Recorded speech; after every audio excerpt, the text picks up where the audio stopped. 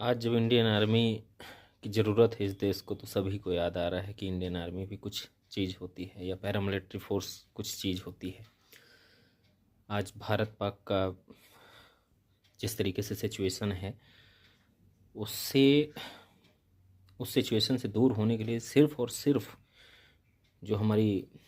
देश की आर्मी है, पैरामिलिट्री फोर्सेस हैं, वही कुछ करेंगी जो करेंगी।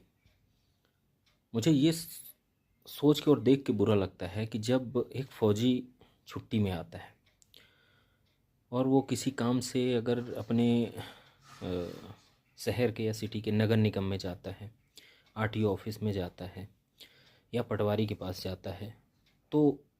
अगर वो अपनी पहचान बताता भी है कि सर मैं आर्मी से हूँ या पैरामिलिट्री से हूँ, तब भी उससे घूस लेके काम किया जाता है। तब उनको गवर्नमेंट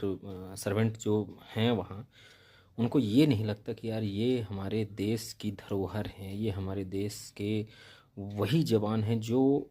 कठिन समय में, कठिन परिस्थितियों में हमारे देश के लिए अपना बलिदान, अपने इस जीवन का ही बलिदान दे देते हैं। लेकिन उनको किसी भी प्रकार से नहीं समझा जाता है और उनसे बराबर घूस लिया जाता है और 100, 200, 500, 1000, 2000, 10,000, 15,000 जो भी जितना बन जाता है उससे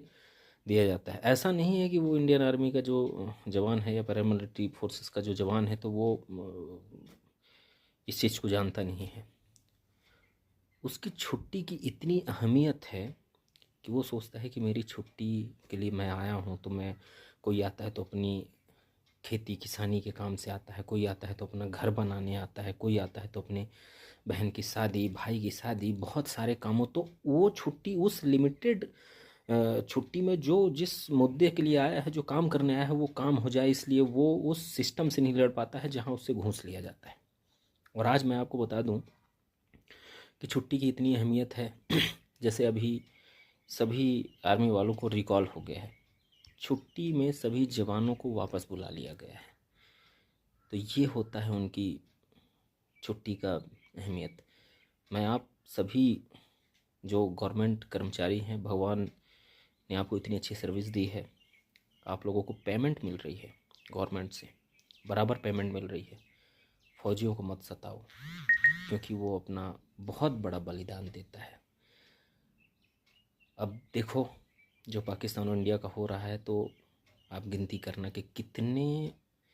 जवानों ने अपना बलिदान दे दिया। ठीक है।